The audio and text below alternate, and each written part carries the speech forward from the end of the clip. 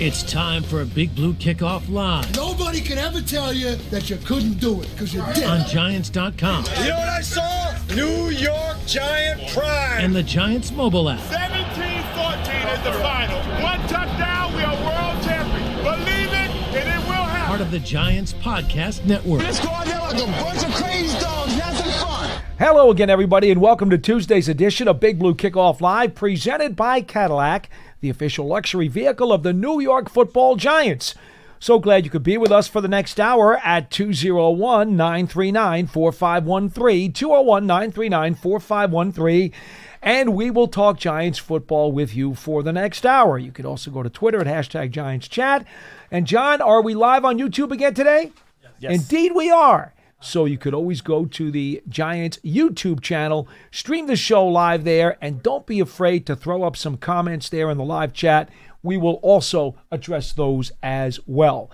Paul Dottino, Matt Citak with you. Today the Giants were off. They had a walkthrough. They will be back for a fully padded practice tomorrow. Then a carded practice on Thursday where they just go through a walkthrough of some specific plays that they're going to be using for themselves in the game on Saturday as they open the preseason in Buffalo. Then on Friday, they will actually travel to Buffalo and then have the game Saturday at 1 o'clock. But that right now is not on our minds. What is on our minds today is what we're going to do for the next hour. The Giants have released their unofficial depth chart. You guys know how I feel about those things, but there are a couple of small items that I do think we should at least mention. The depth chart is put out by the Public Relations Department. It is not put out by the coaching staff. It is not anything to be confused with as being official at all. However, as we know, Andrew Thomas has been dealing with rehab for his foot. At least the Giants depth chart, and many times, by the way, when you see the preseason depth chart, it'll be the projected week 1 depth chart, and people won't even take the time in the public relations department or the media relations department to consider what has happened during the spring or summer camps. That's not true here at the Giants. The Giants PR staff is all over it. They've been out there. They've been watching the practices, and Andrew Thomas is not on the Giants depth chart that came out today. And so that just tells you that these guys are doing their job and they're on top of things. Their eyes are open. Andrew Thomas is not the starting left tackle this weekend against the Bills. No surprise. Yeah, I mean, look, with this unofficial depth chart, and I cannot emphasize this enough, unofficial. This is not coming directly like from Coach Dable. This is unofficial. I'm going to say it a million more times over the next hour to make sure I hammer the point down. But yeah, the guys that are listed on this unofficial depth chart are the guys that have been out at practice. If a guy is not out there practicing, which if you're on the PUP list, you're not out there practicing, you're not going to find that guy's name on this unofficial depth chart. That's just the way we do it around here. Honestly, that's the way you should do it because you're going into a game week. You have the guys that are officially, able to practice available to you. The guys that aren't practicing on the PUP list are obviously not going to be suiting up because they're not allowed to suit up while they're on the PUP list. So it makes sense to do it this way. But yeah, again, unofficial. So do not get all worked up if you see some player you think that should be the starter and he's currently the number 2. Abdul Carter is listed as the backup to Brian Burns on the outside linebacker position. I don't want you to see that and think, oh my God, the Giants have Abdul Carter as a reserve, because that's not necessarily the case. So, just take everything here with a grain of salt because it is unofficial. It's the preseason. I would say the week 1 depth chart, which again will be unofficial when we get to that point in a month, that will, I would say, carry a little more water than this one might, heading into the preseason opener. Now, I will direct your attention to the right guard spot where one Evan Neal at this moment is listed as a backup to Greg Van Roten. Now, Greg just had a baby. In fact, he's talking to the media right now. Oh, his wife had a baby. I'm sorry. It would be painful if he did. In any event, the Van Rotens, congratulations to them. It's their second child, a little girl, I believe, is what he had. And so he was just telling the media how grateful he is to be local and that he could actually be there for the delivery. So congratulations to them. Marvelous that it worked out for him. He didn't have to fly across country and get out of camp to be able to see the birth of his child. So that's a great situation. And by the way, that's one of the reasons he signed here last year. He told us that one of the reasons he continued his career and signed the deal with the Giants was because he's from Long Island. He wanted to be local. Yeah, I mean, this is year 2 now, so no one's asking him the same questions as they did last year. But yeah, that was a very big talking point when he first signed here. Was it the beginning of August last year? We were like about a week or 10 days into training camp when he signed. And yeah, he mentioned, he's from Long Island. Being local was a very, very significant factor in him deciding to sign here last year. And obviously would assume that it played a big role in him deciding to re-sign here as well. Obviously, everyone would love to be close to home. So yeah, great for him. It all worked out. Congratulations to his family. So to finish out what has been listed for the starting offensive line, Van Roten is at right guard right now ahead of Neal, and they've also listed, of course, James Hudson as the left tackle because he's taken the most reps there. Yeah, but just in terms of the right guard spot, I don't think this comes as a surprise to us going into the first preseason. Oh, no, not This at is all. what we were expecting. And Neal's taken more snaps than Van Roten has so far in the summer. Yeah, I mean, part of that was because Greg missed those 3 practices. He had a baby. Yeah, but yeah. Point being, we've said this for months now. The preseason, well, first when the pads came on at training camp, but then really when the preseason games start is when Evan Neal will really get a chance to show how much he's grown and how much he's, I guess, developed into this right guard spot.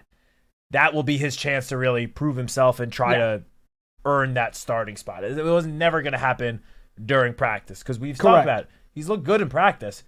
Doesn't matter until the actual games start happening, and he does it in a game against another opponent. So this Saturday will be his first chance to show the coaching staff what he can do at right guard. There will be those, and the final actual depth chart comment to make, there will be those who are going to make an awful lot out of the fact that Banks and Flott are both listed as dual starters at the cornerback spot opposite Paul Cittadebo. Go ahead. Make out of it what you will. I'm telling you what it is. Banks, it's his job to lose. It's really that simple. Now, of course, if he does not perform like he's supposed to, he could fritter the job away. We've discussed this. He could lose the job. But it is his job right now, and as long as he does what he's got to do. But to this point, he and Flott have split a ton of the reps. So I understand why they put it that way on the chart. Yeah, I just don't want people to get carried away. In previous years, we have listed players the same sort of way. Yes. All it represents really is that there is a true competition.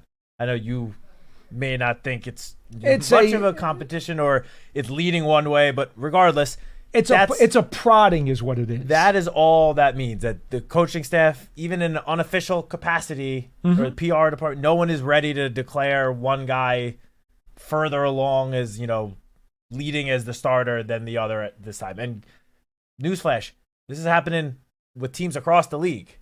There is a certain quarterback competition in Indianapolis where they have the two top guys listed exactly the same way that the Giants have Deontay Banks and Cordell Flott listed. You'll see it with teams across the NFL. It's not breaking news. It's not any. I don't hold any significance to that because that is another spot where these guys are going to have to show it in games and in joint practices with the Jets. That'll be a good opportunity for both of those guys in a non-game setting. And honestly, we've spoken about it before. We'll talk about it more going into those practices next week. Yep. Those joint practices are those reps you get just as valuable, if not more valuable, than the preseason reps. Well, the 12th and the 13th, when the Giants and Jets will go at it in Florham Park and then here in East Rutherford, that's 2 days worth of snaps against an opponent. Now, again, even if you only play in a preseason game, how many snaps are you going to play in that game? If you get 2 full days against an opponent, that's why the joint practices have become so valued in recent years. Yeah, 100%. So, some in the preseason game, but I'm really keeping an eye on those practices next week, especially against the Jets, who obviously have some talent across their offense. So that'll be a good opportunity for those two guys at corner to sort of at least attempt to separate themselves from the other one. I do agree that if I had to guess right now, I would say my guess is Deonte Banks would be starting opposite Paulson Adebo. But at the same time, a month from now, it would not shock me if Cordell Flott is the starter. Shock is the word I use. I still think it would be Banks, but Cordell's played pretty well in the first 2 weeks of camp. It would not shock me. He has had a really good camp. Yeah, it would not shock me at all if he does end up winning that spot. And even if he does, that doesn't mean that Deonte Banks is just going to be banished to the bench. He will get his opportunity still. It's not in these unofficial depth charts. Nothing is set in stone. It changes week to week. There's a reason why each one of these is released each and every week throughout the season, because it can change. So even if Deonte does not win it originally, doesn't mean that will be the case for all 17 games. Now, I think it's important to note, and we just told you about two of the corners. Tyler Nubin had already spoken to the media a little bit earlier before this program began, and he was asked something that I think is very appropriate, because you and I had this very conversation a couple of days ago on BBKL.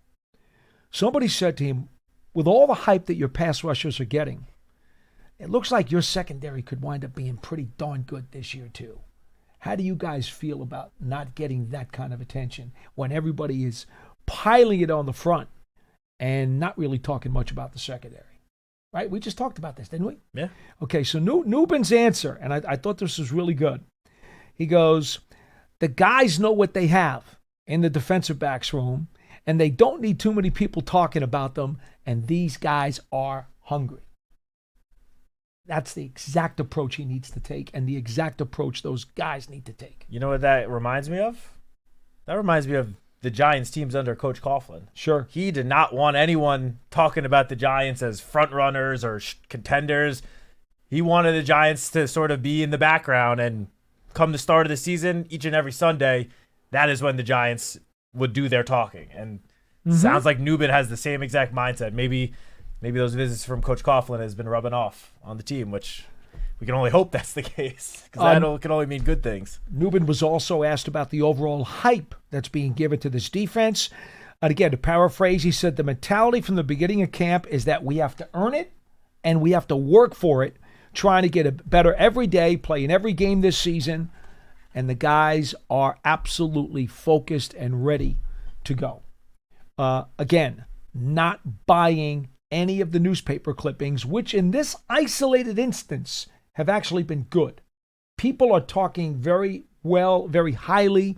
They're saying very positive things about the Giants defense, more specifically the front seven. But as a whole, the defense has been getting some very pleasant commentaries from people around the country. They don't say that about the whole team. In fact, in spite of the good defense, they seem to say the Giants will be terrible.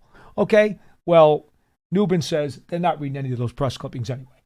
Well, I mean, that does not surprise me in the slightest bit that Nubin is saying this, because Dexter Lawrence and Brian Burns have been reiterating this message since the start of camp. Honestly, going back to the spring, they have been saying, you know, media's talking all this. I'm not going to use their exact words because we're a family-friendly program. Gibberish. How about that? They can say all they want and, you know, put all this praise on us, but we have not done anything yet. It does not matter until we go out on Sundays and prove it in a game. Until that happens, everything else is just talk. And that's was coming from Dexter Lawrence and Brian Burns, who are the two most accomplished players on this defense in terms of their individual accomplishments and feats over the recent years. Yeah. And it is coming from them. So it's coming from the top of this defense down. And so Tyler Nubin, who from all reports, everything we've heard from all of his teammates and coaches, has very much been stepping up as a leader, despite the fact that it's only his second year in the NFL. The fact that he is reiterating this same exact message does not surprise me in the least. That means that that message from Dex and Burns seems to really be sticking with everyone on the defense, which is a good thing, because you don't want, it doesn't matter how much talent you have on paper, you don't want your defense going into the season thinking, oh, we're hot stuff, no one's going to score on us. No, you want to go out, as Tyler Nubin said, come out hungry and prove to people that that talk that they're putting on you all those praises, that the defense is worthy of it first. All right. Now, the other item, Brian Daboll was asked again for the 5 gazillionth, 0.75 trillionth time about how many snaps his offense and his regulars and his starters will take against the Bills. Brian said for exactly the same number of times that he's been asked that his staff is going to continue talking about it, and they'll figure it out later in the week. Obviously, that will be after the writers get their chances to ask their questions. Now, he did, however, say this. Again, paraphrasing, preseason snaps are for the veterans, and they present a different value for each team. He said there's no right formula. You do what's best for your specific team. He said we talk about it as a staff, and there is no substitute for playing in the game, but you have to balance that against the injury risk. So he understands the question. It's a calculation that him and his guys are going to figure out and then come to a decision. He has not been one to play his starters since he's gotten here. I can't tell you what he's going to do against Buffalo until I'm in Buffalo and we're actually calling the game. He's not going to let anybody know. And you know what? He doesn't have to let anybody know. Because, as we know, things are different in the preseason where there are no required injury reports. So you don't have to say so-and-so is out, he's not starting because he's hurt or he's questionable or whatever the case may be. In the preseason, you don't have any of that. So that's the way it is. And I know most of the scribes are very frustrated by this, but that's just the way it is. So folks, don't ask about who's starting against Buffalo or what does it mean, because we have nothing for you. Yeah, I have no idea who's going to start, who's going to play, how much they're going to play. I have zero confidence in being able to make any declarations on that. I am very confident in saying that we will not hear anything of that sort from Coach Daboll prior to the game on Saturday. There's no doubt. This is now his 4th season, and I can't remember going into one preseason game the last 3 seasons where he actually shared, oh yeah, we're going to play the starters, X amount of series or drives, maybe a quarter. No, he's not going to share that information. Maybe when he speaks to the media on Thursday, if there are a couple of guys that are hurt and he knows for sure there's no chance they're going to suit up, he'll tell us Andrew Thomas is a scratch. Yeah. Maybe he will tell us that those handful of guys are not going to play. That's about the only information we're going to get out of Coach Daboll prior to kickoff. Now, in the preseason, sometimes Bob Papa on the radio broadcast, he will get some sort of, information on who's not going to suit up. This or who's weekend, it's my radio broadcast this weekend. You might get that information, but you're not going to get that, or at least be able to share it until the game is actually started. Correct. So we're not going to know before kickoff is my point. You are right. Bobby will be on the TV with Banks, Sims, Bruce Beck, and Howard Cross, and I'll have Sean O'Hara and Madeline Burke on the radio side on WFAN coming up on Saturday. Okay, let's go quickly to a phone call. And Ryan from Illinois, you are going to be first on Big Blue Kickoff Live today. Hello. Hey there. How are we doing today? Very well, sir. How are you? What's up, Brian? Pretty good. I've got a couple things for you. So firstly, John was making a point about the wide receiver 2 maybe not existing on this team. Do you guys think that it's too much to put that kind of a workload on Theo Johnson, or do you think he's ready for that kind of next step? Well, I've discussed this many times. If the Giants don't have what they believe to be a go-to guy after Neighbors in the wide receiver room, Theo Johnson could wind up being that next go-to guy. You could use him as a big slot. You could do that. Yeah. And you could wind up throwing him 65 passes, and he might wind up catching 900 yards worth of passes. It's not unreasonable. Today's NFL, you've got tight ends who have now become either the first or second option in the passing game. That is not unheard of. I don't think that's going to happen. I'm probably going to be, you're probably going to be on my page with this. It'll probably still be one of the receivers. I think the Giants would like their second option to be another receiver. But if it's not, I do think Johnson has the ability to maybe step into that role if he has to. Yeah, I do think Theo can and probably will play a big role in the passing game this year. It would not surprise me at all if he has, 50 plus, 60 plus receptions. That would not surprise me. But at the end of the day, I don't think the Giants are going to have, maybe like a solidified traditional number 2 wide receiver. But come the end of the season, if everyone stays healthy, my guess is Wan'Dale Robinson probably will be second on the team in receptions behind Malik. Too. Yeah, and if I had to guess, Darius Slayton would probably be second in receiving yards behind Malik. So, there might not be like a top 1-2 combo on atop the Giants wide receiver depth chart like other teams across the NFL do, but I don't think that necessarily matters. If you have guys that are able to catch the ball in different ways, I don't think you necessarily need that, bona fide number 2 wide receiver, because Darius Slayton obviously brings some specific traits to the passing game, as does Wan'Dale Robinson, Theo Johnson, as you mentioned.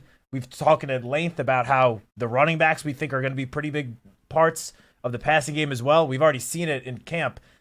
All the running backs have made numerous catches during team drills and on plays, not just like scramble drills, like legitimate, routes that they are running. Yes. And the quarterbacks are hitting them. Yes. So I don't think there's going to be, that traditional 1-2 wide receiver duo at the top of the depth chart. But as I mentioned, between Darius Slayton and Wan'Dale Robinson, those guys are going to play very big roles in the offense and in the passing game. Now, I would caution you, and I'm going to go really deep here. This is not by any means, a fantasy football comment, but it's a football comment, which is much more relevant than any fantasy football comment could possibly be. And that is this. Because of Russell Wilson's diminutive size, we know he's not very tall. We've talked about how the front of the pocket can get very clouded and very dirty, especially if there's any pressure coming from the defensive front. That does restrict the amount of times that Wilson's going to throw the ball over the middle or down the seam, which is mostly where your tight ends like to go. Your tight ends, they love to do the seam route. They love to do the short crosses over the middle. Those are very popular tight end routes.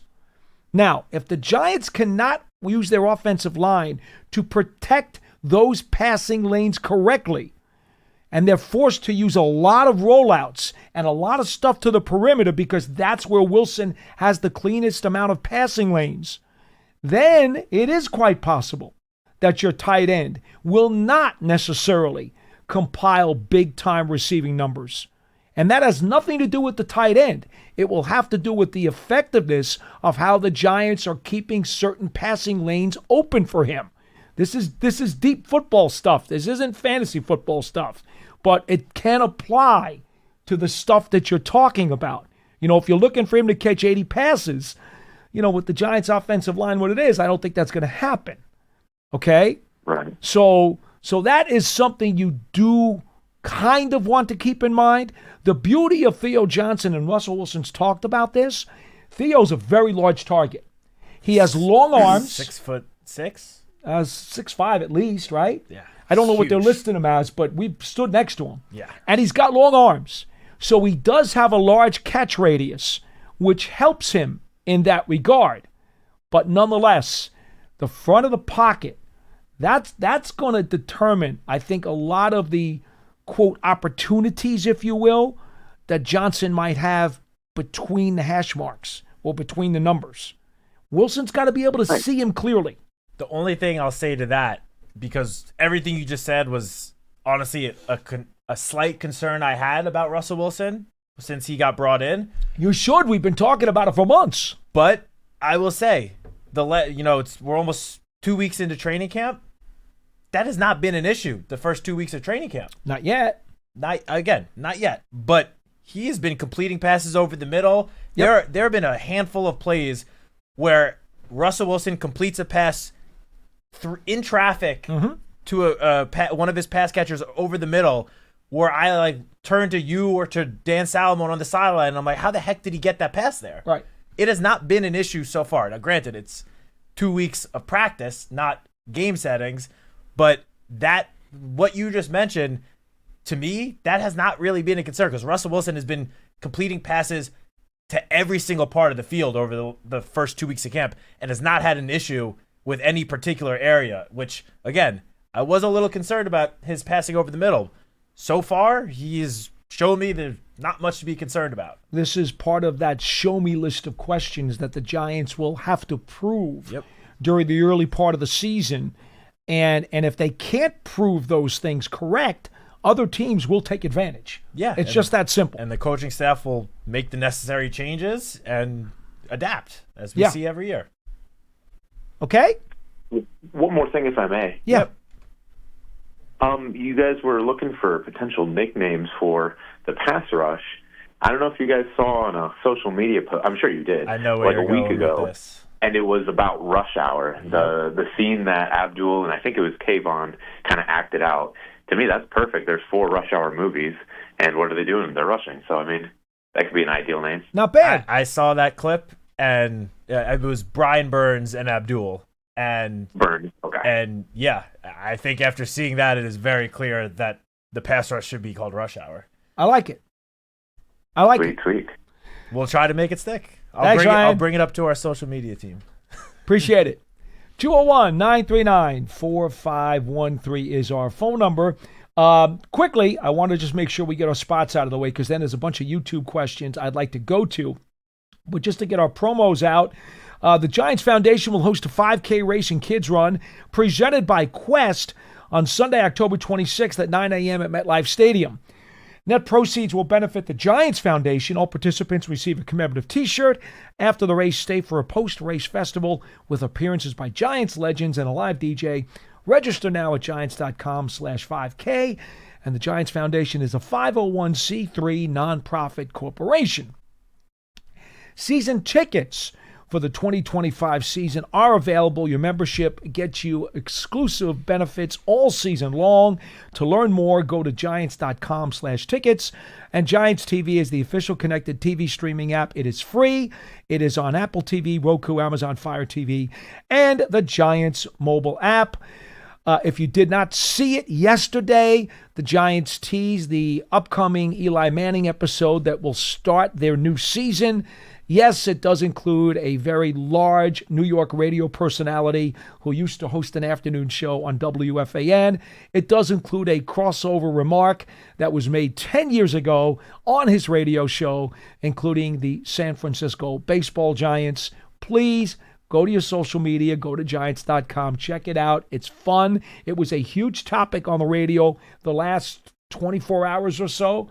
It was a big topic. They even had the caller who had called in 10 years ago and talked about the Giants meeting the Giants. He came back on the air. Didn't have a lot to say. It's 10 years later.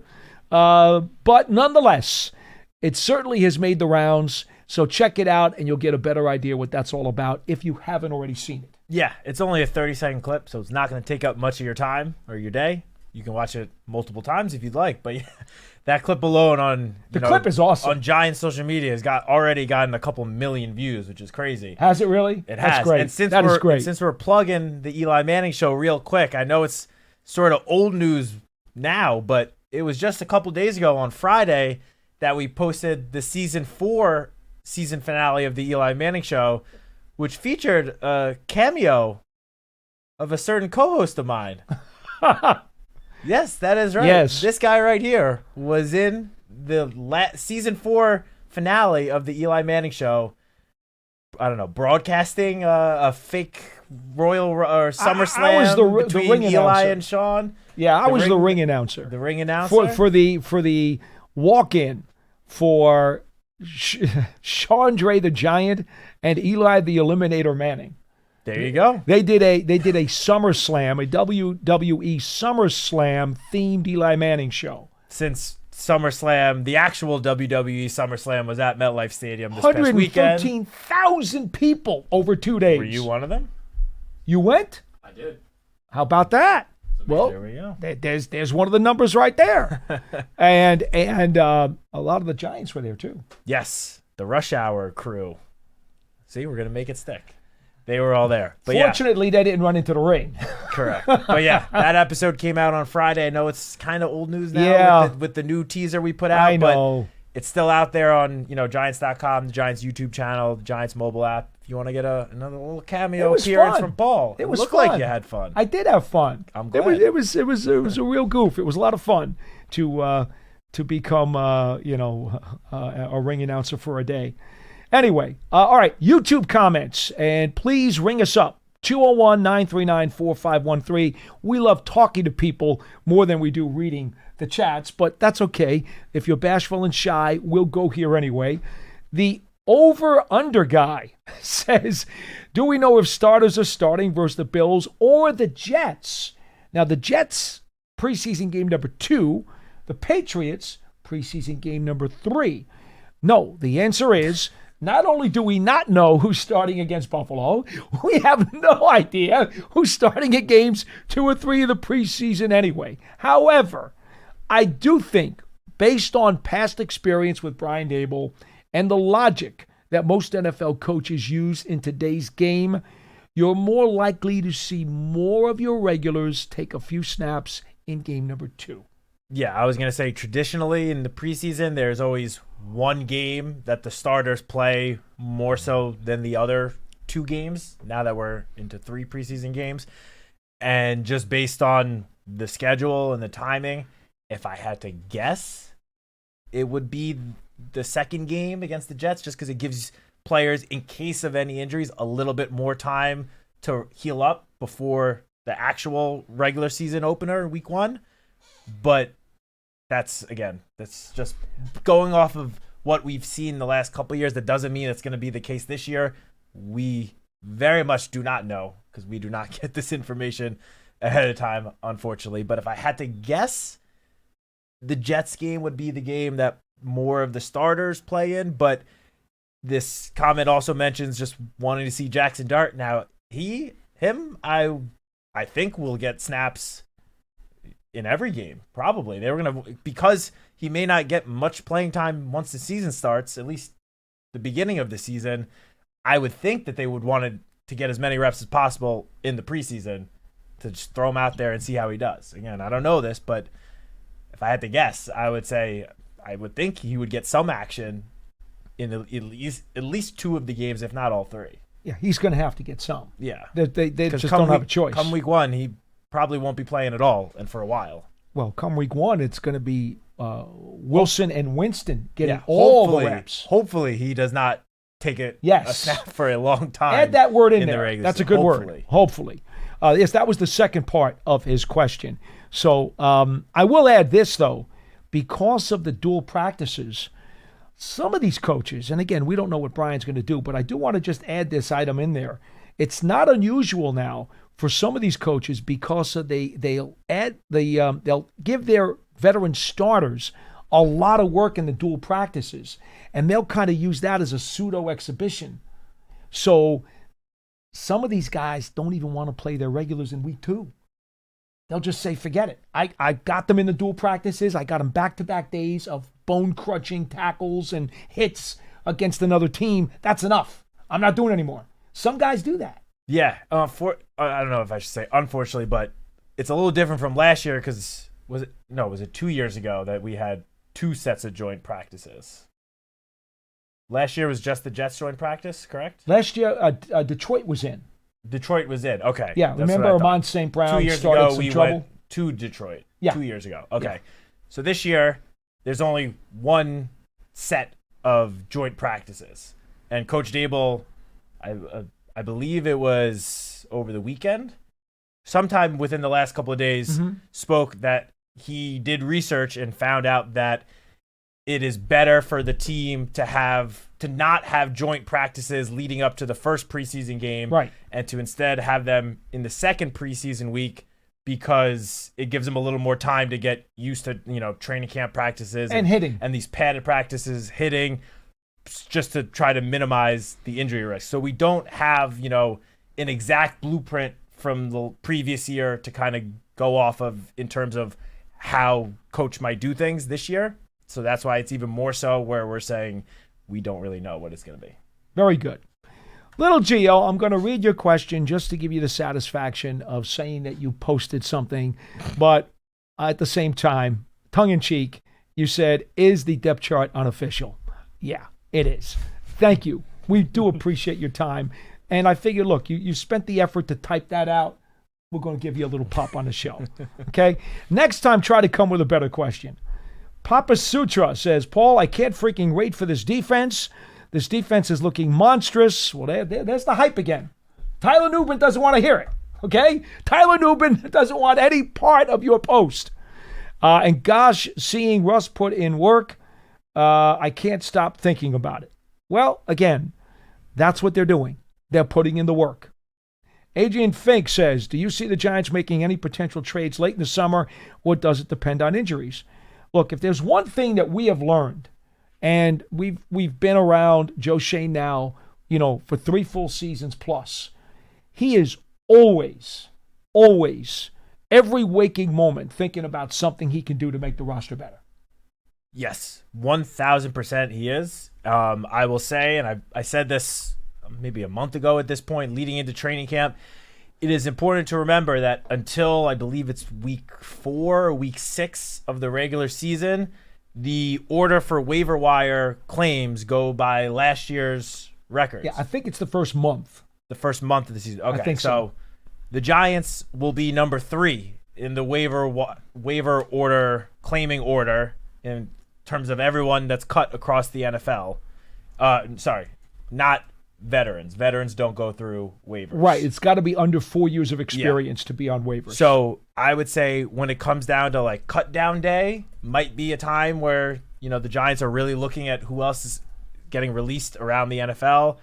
And, unless the Titans or Browns claim a guy, the Giants will get any other guy they claim, as long as those 2 other teams don't put in a claim. The waiver period is based on last year's draft order through the conclusion of the 3rd week of games played, which is about a month. Yeah, so the Giants will be one of the top teams in the waiver priority order in that case. But, yeah, as you mentioned, Paul, we have seen the last, 2 years, whether it's trading a guy away or trading for a guy, Joe Shane making a move during the preseason, doing some sort of late-round Remember Isaiah Simmons? Isaiah Simmons, Boogie Basham. Mm-hmm. Last year they traded away Jordan Phillips. So Joe Shane has shown he's not hesitant at all to make a trade during the summer, leading into the season.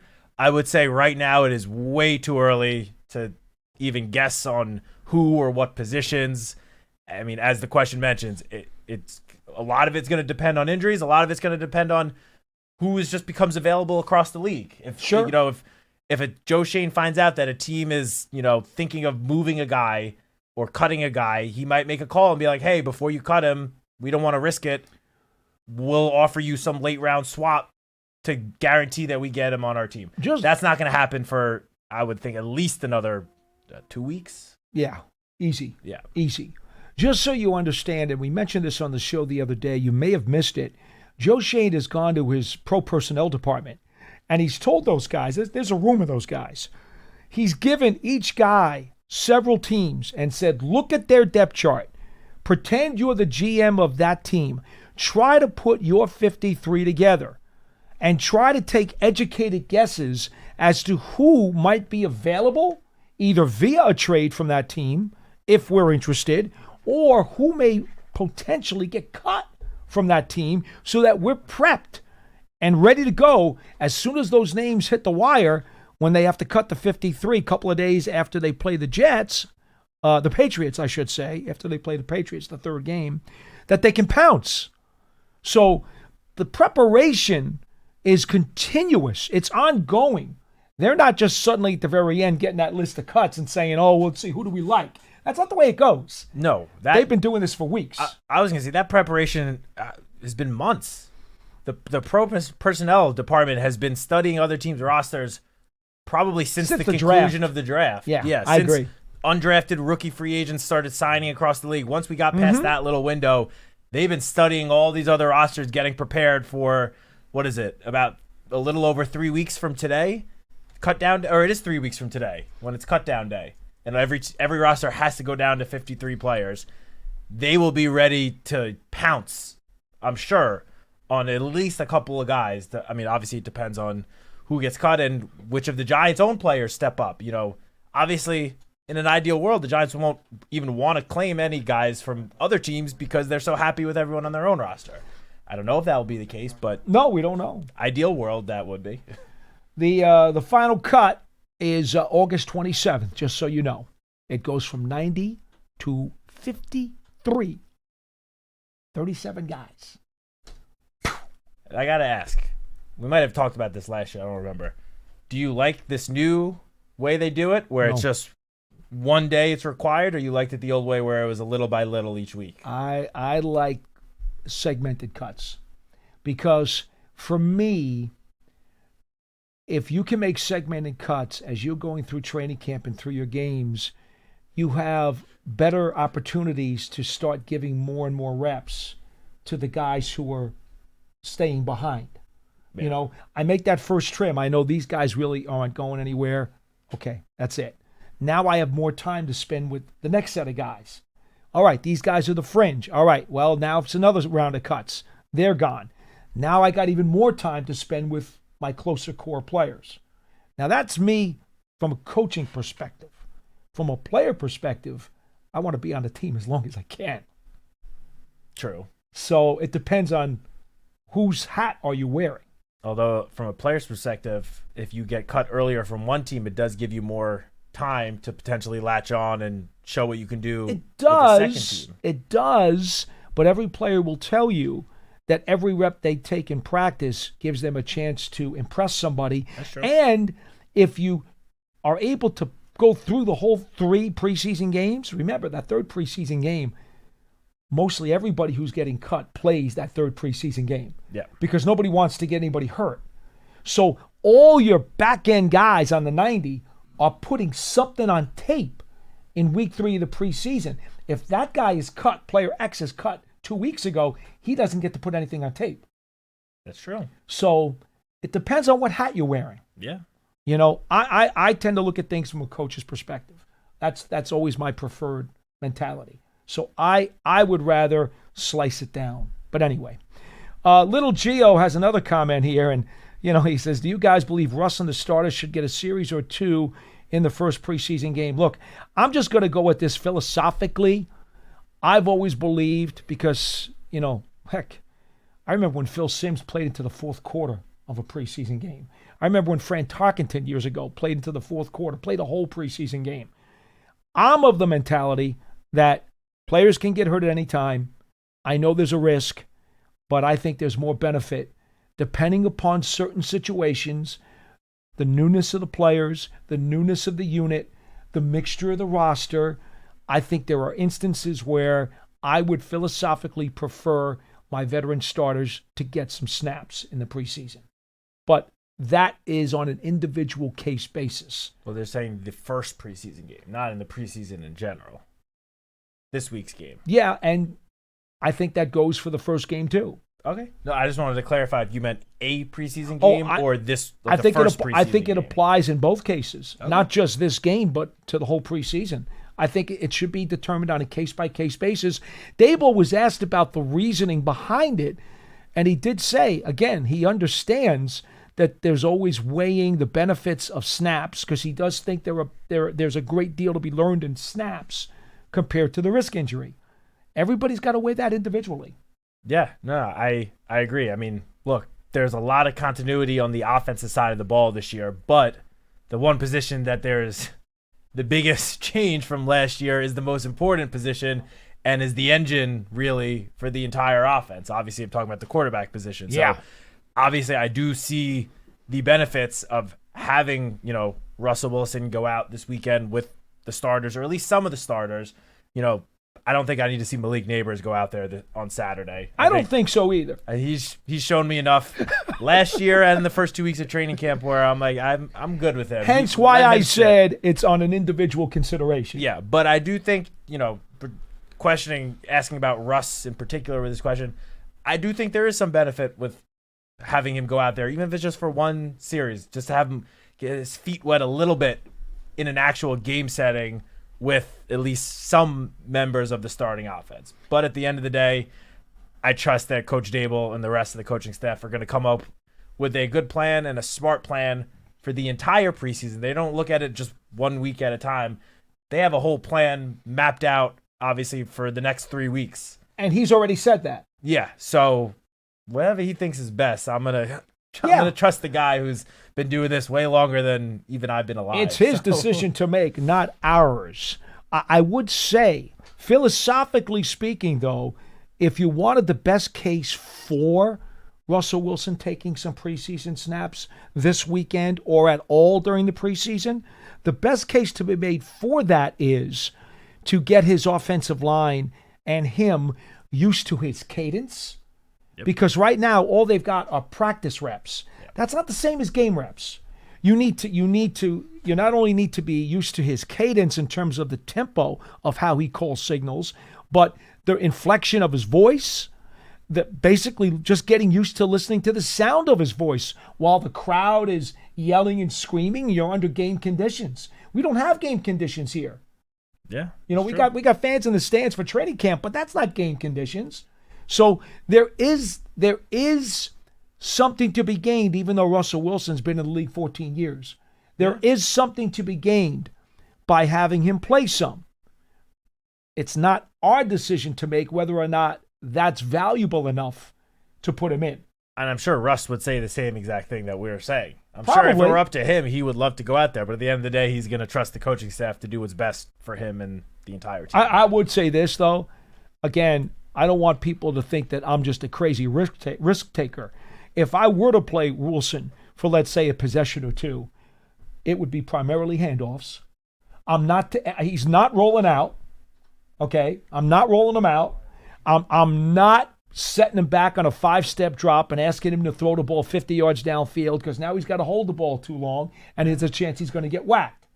Okay? I would say very few passes if he's going to take some snaps because I want the benefit of the timing, the presence in the huddle, that too. They don't have a presence of Russ in the huddle for a game yet. Yeah. They don't know what that's like. So I would want that. I would want the benefit of the cadence with the offensive line and the receivers and the backs and the tight ends getting used to him calling signals. I would want that, and I could get benefit from that. But he's going to hand the ball off practically every time, and if he's going to throw it, it's going to be a quick wide receiver screen, okay, or it's going to be a swing pass to a running back, and that's about it. Because the ball's coming out as quick as possible. I'm taking no chances that a defender's going to come within a sneeze of him. Okay? I'm with you. 201-939-4513. You got some calls. We do. We do. So let's go back to the calls, and we'll get back to the YouTubers in just a minute. David in Anaheim, California. You are next on the show. Hello. Hi, how are you guys doing? What's going on, man? What's up, David? Hey, I'm a long-time listener, first-time caller. Thank you. Thanks for calling in. No, you're welcome. Thank you, guys. And I just wanted to call. I listened yesterday. It seemed like there was some confusion about what Cam Scadaboo is. Someone that lives on the West Coast, I watched him play a lot. He's a 3-down back. He can be anything you want him to be. Okay. Well said. I agree. So, I mean, well, there was some confusion about he's a power runner, he's a this runner. I think he's just an all-purpose running back. Yeah, fine. No argument here. I mean, fine. Coach Dable has straight up said that himself. Him, Tyrone Tracy, Devin Singletary, he's called all of them all-purpose backs. They can all do everything, which it's great to have 3 running backs at the top of your depth chart that can run, catch, and block. Oh, I agree. And I just want to give a comp, if I could, to Cam Scadaboo. Yeah, let's hear it. So they're both 5'9", both over 210, both run a 40, a 4.65 40. Both have a nose for the end zone, and that would be Kyron Williams. Okay, the former Notre Dame back who's playing for the Rams. We just got a nice extension for the Rams. Today. Yeah. Yep. I love Kyron Williams think coming he out would of be a school, great so comp I mean, I'm for not going Cam to diss Scadaboo. that at all. Yeah, I mean, if Cam Scadaboo has the start of his career like Kyron Williams has had, I think we'd all sign up for that in a heartbeat. No one would be disappointed with Kyron Williams 2.0. Yeah, and I really do think he is going to take over the starting role sooner than later. Well, I'll tell you what, Tyrone Tracy has had a terrific offseason, and Coach has been very, very insistent upon praising him for changing his carry with the ball security. And in fact, I was talking to Latrell Betts, the running backs coach, just last week, and they have really worked on that because remember the whole high and tight with Tiki? Yep. Tracy had trouble with the ball last year, and they have really done everything they can, and the proof will be in the games. But they've really tried to fix that, and they're looking forward to it because they think he has tremendous upside, and that could all be derailed if he can't hold on to the ball. Yeah, but just in terms of your... Absolutely, but that'd be a great problem to have. Yeah, just to your point, David, I don't think it would shock me if by the end of the season, Cam Scadaboo is maybe getting more touches than Tyrone Tracy, but I don't think if those two guys are both healthy, I don't think it is ever going to get to a point where one is getting significantly more touches than the other. I think this is going to be a pretty even split with Devin Singletary getting mixed in for some touches as well. Coach Dable was just talking yesterday about Devin Singletary and how great he's been during camp, the veteran presence he brings to that running back room, and how he can just straight up depend on him. He's a reliable veteran running back. So I hear where you're coming from, and at the end of the day, Cam Scadaboo could end up being the best running back in that room, but I don't think at any point one guy is going to get significantly more touches than the other, assuming everyone stays healthy. It could wind up being like that would be dynamic, though. Yeah, that would be great. Look, if Singletary winds up being the 3, which I think is going to eventually happen, I'm not sure what date that's going to happen, but the first two guys, they could be a 55-45 split. I don't know. It might not be 50-50, but I'm with you. It's going to be a lot closer than people think. Yeah, and I don't know who is going to end up getting more touches than the other because everything you said about Tyrone Tracy so far this whole offseason is very true. He's looked great. Yeah. So I don't think the Giants are going to be rushing to, try to get him off the field. And he's got Cam better. Scadaboo's obviously got his own skill set, very talented player himself, and obviously everyone's going to want to see him on the field as well. So I really think it's going to end up being a fairly even split between the two if they stay healthy. To no one's surprise, David, Tracy's got a better chance of taking the ball to the house with long speed.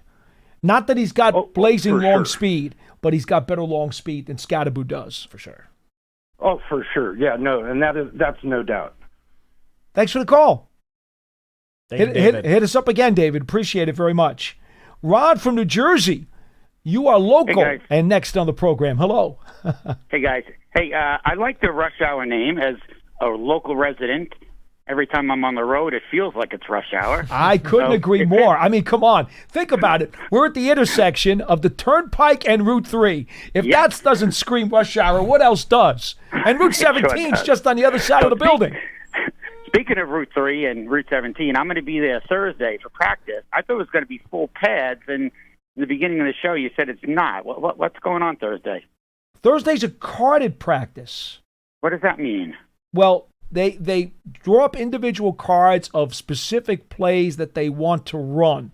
They're not calling it under game conditions, okay? They basically go into the practice and they say, look, here's a stack of cards. We're drawing up the plays that we want.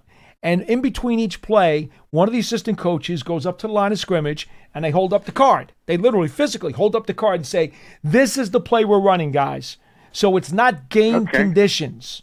You know what I'm saying? As opposed to a practice, which literally the coach might say, okay, guys, ball's on the 20-yard line. You got 2 minutes. Get down the field. Go. And they play it like it's a real 2-minute game. Yep. All right. Well, it still should be interesting. Any particular advice on what I should be looking for? Some good football. There you go. Hey, best advice of all time. Is he good with holding the ball? What's his record there? He did have a little bit of fumbleitis when he was at Arizona State a few times. Didn't always hold on to it as much as he would have liked, but it wasn't horrible. Okay. It wasn't horrible from what I've been told by the Arizona State people, because I did quite a bit of investigation on him. I wanted him in the draft, so I dug in pretty tight. And they told me that sometimes he could have held it a little bit better, but they didn't think it was going to be a problem. But my best advice to you, and it's the best advice of all time, just keep an eye on Malik Neighbors. That's all. I will. And you're guaranteed to see something you like. It's true. Okay. Take care, guys. Thank you. Thank you, Ron. Thanks, Ron. Appreciate it.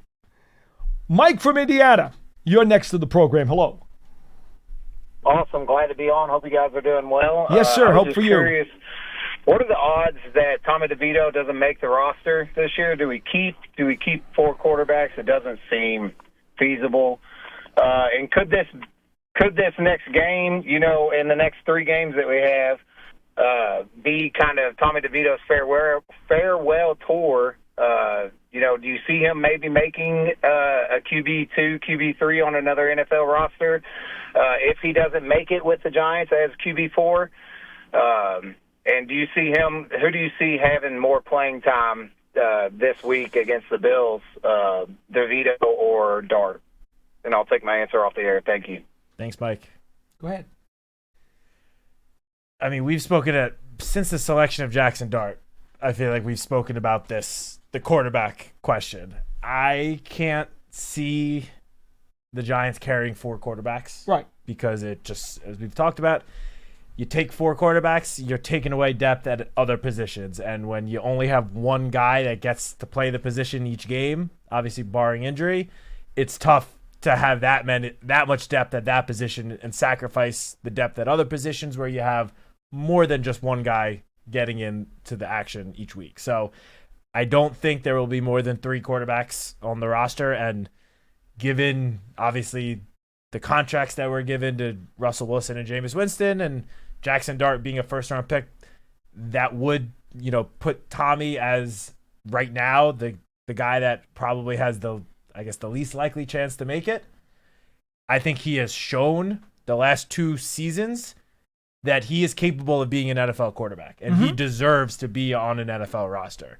I think he might just be one of those cases where he, because of the roster crunch, I don't know if it's going to be here, but he's certainly shown and won enough games already as an undrafted rookie free agent the last couple of years that he belongs to be on an NFL roster. And if it's not here, unfortunately, obviously, I think we would all love for him to stay here no matter what, but I just think he's too good to, if he were to get cut here, for no other team to claim him. I don't think that would happen. I think he's shown that he deserves to get picked up somewhere else. And whether that's a QB2, a QB3, that I don't know. It will depend on whatever team picks him up, what their depth at the position is looking like. Obviously, things can change over the next few weeks. We see every year guys get hurt. So I don't think it's a certainty that Tommy DeVito will not be here come week 1, because things happen. Things can change. Circumstances change. They do. But right now, he obviously has the biggest uphill battle, I would say, to making the team. Yeah. I'll say this.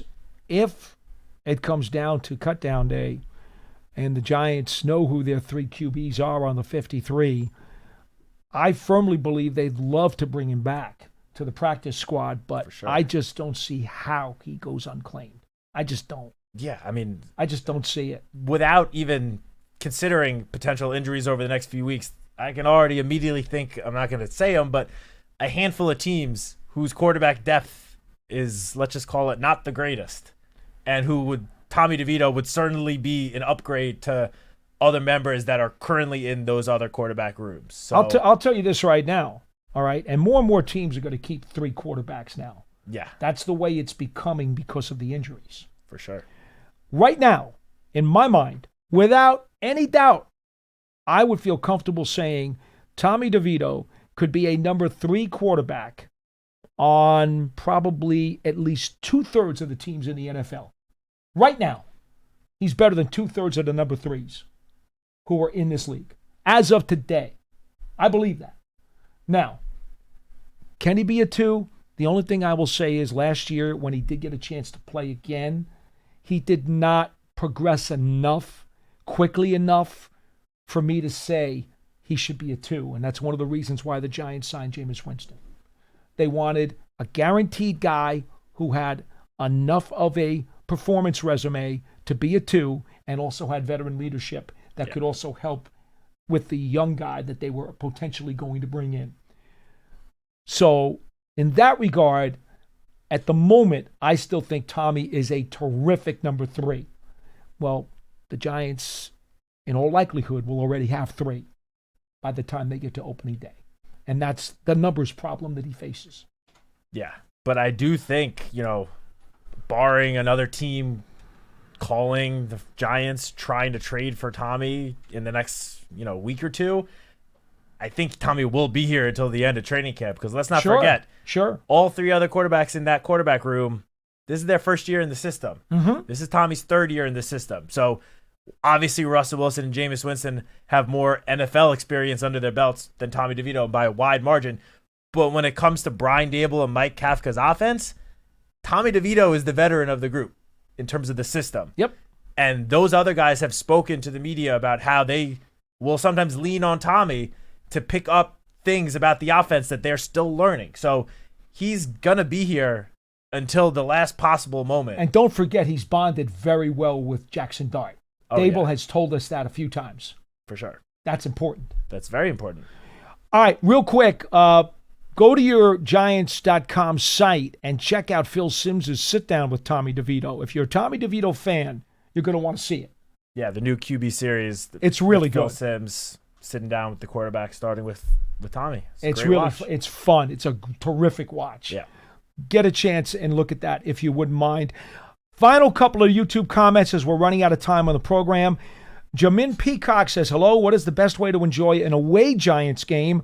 I plan on going to Dallas game week 2 and want to get the most out of it. Thanks. Well, going to see a Giants-Dallas game is never a bad idea. There's a great rivalry there. It's an unbelievable palace of a stadium. And if you can get tickets and get in there, I understand why you'd want to go. Get some good Southern barbecue while you're in Texas. Or steak. Okay. Yeah. But I will tell you this. That stadium, unlike some other stadiums in the southeast of the country where you can get a lot of Giants fans and a lot of blue in the seats and a lot of people rooting for the Giants, when you go to Dallas, you're going to be in the minority. I'm just telling you. I mean, it's Jerry's world. It is Jerry's world. And he's not too fond of letting blue people in it. No. Okay. Lorson DB, what? Paul hates fantasy. Had no idea. Well, you haven't been watching the show very long. Little Gio again. First pick of a PPR league. Please, have at it. First pick of a PPR league. I am a fantasy guy, by the way. Probably Jamar Chase. If you're talking the whole NFL, the Giants, obviously Malik Neighbors. But okay, if you're talking the NFL, Jamar Chase, probably. If not, maybe Bijan Robinson. Those would be my top 2. Okay. And then Lorson DB just watched Paul's cameo on the Eli Manning show. Howard Finkel still has a job, and I'm not taking it from him anytime soon, but it was funny. Hey, don't leave out the part where they said 10 out of 10. Come on. Pat yourself on the back. You deserve it for that. Well, one. actually, I appreciate that. Actually, Howard Finkel has since passed away, unfortunately. So, but I'm not gunning for his job anyway. It's fine. I'm a Giants announcer, and I'm staying a Giants announcer. Folks, thank you so much for joining us on Big Blue Kickoff Live, presented by Cadillac, the official luxury vehicle of the New York Football Giants. We will be back once again tomorrow for another live show. Full padded practice on Wednesday, 2 p.m. Eastern Time. We're live for another hour. Remember, an archive of the show is available at podcast platforms everywhere, on the Giants mobile app, and at giants.com/podcasts. We have come to you from the Giants Podcast Studio, presented by Hackensack Meridian Health. Keep getting better. For Matt, I'm Paul. We'll see you again next time, everybody.